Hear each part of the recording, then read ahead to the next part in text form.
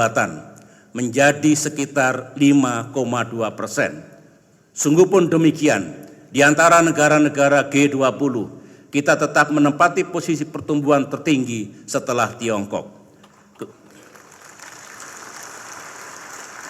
Kemampuan kita untuk menjaga laju pertumbuhan ekonomi sangat penting, mengingat dewasa ini cukup banyak negara emerging economies lainnya yang pertumbuhan ekonominya menurun, bahkan sebagian menurun cukup tajam. Ketiga, utang negara kini telah berada dalam situasi yang jauh lebih aman. Utang adalah faktor penting karena berkaitan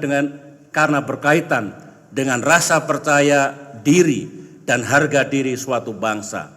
Utang juga sering dianggap sebagai ancaman dan stigma yang buruk oleh rakyat Indonesia.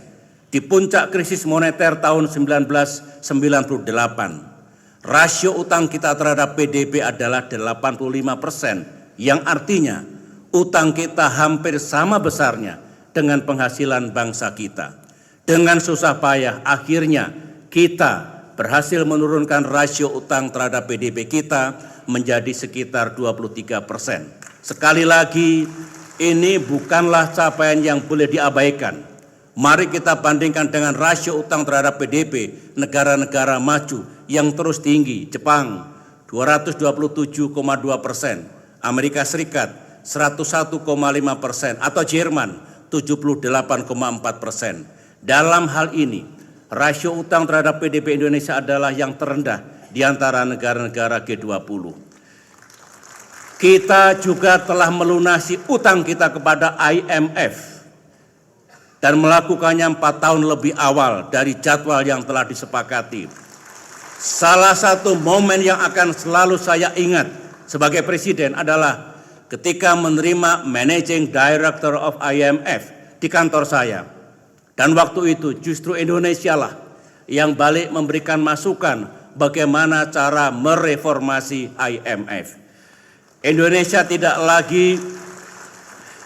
tidak lagi menjadi pasien IMF yang semua kebijakan dan perencanaan ekonominya harus didikte oleh IMF.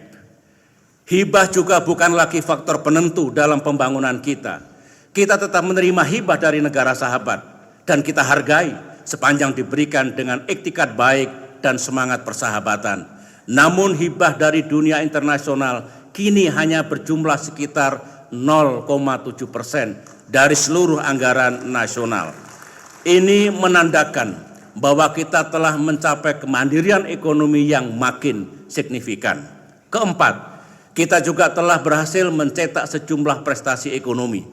Anggaran pembangunan kini mencapai 1.842,5 triliun, tertinggi dalam sejarah Indonesia.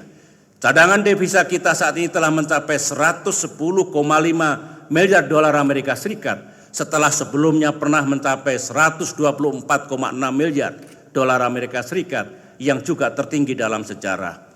Volume perdagangan kita dalam 10 tahun terakhir mencapai sekitar 400 miliar dolar Amerika Serikat, tertinggi dalam sejarah, walaupun belakangan ini kita mengalami penurunan nilai ekspor.